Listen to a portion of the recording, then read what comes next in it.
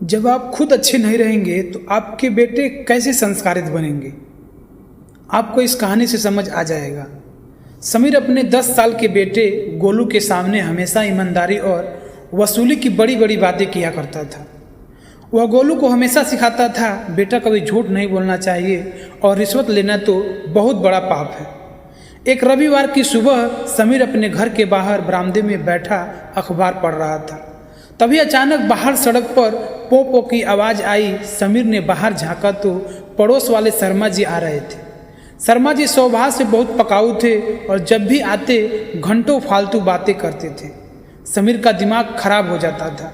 समीर ने झट से घर के अंदर भागकर गोलू से कहा, गोलू बेटा जल्दी बाहर जाओ, शर्मा जी से कह दो पापा घर पर नहीं हैं, किसी जरूरी काम से बाहर गए हैं।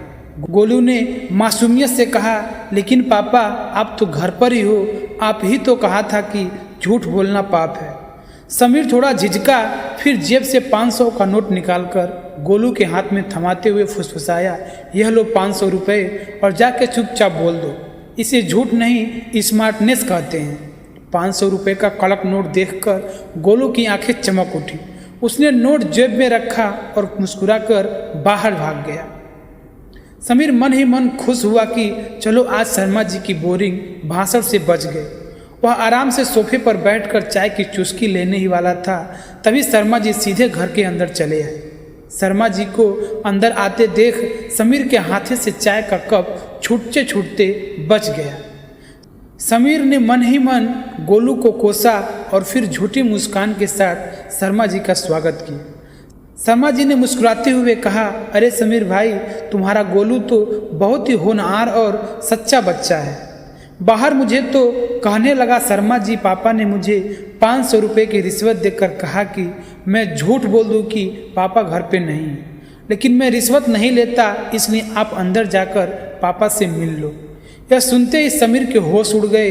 उसका चेहरा शर्म से लाल हो गया। शर्मा जी ठक्का कर हंसने लगे और बोले, समीर भाई बच्चे को ईमानदारी सिखाते हो, यह बहुत अच्छी बात है, लेकिन खुद भी तो उस पर अमल करो, खुद ईमानदार बनो।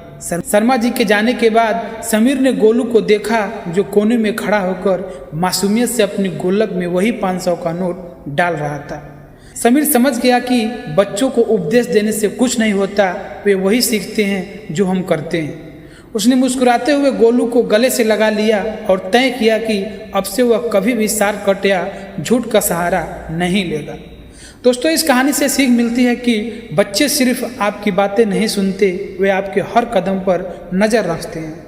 अगर आप चाहते हैं कि आपके बच्चे ईमानदार बने तो पहले खुद उनके सामने आपको सही मिसाल पेश करना पड़ेगा और आपको ईमानदार बनना पड़ेगा।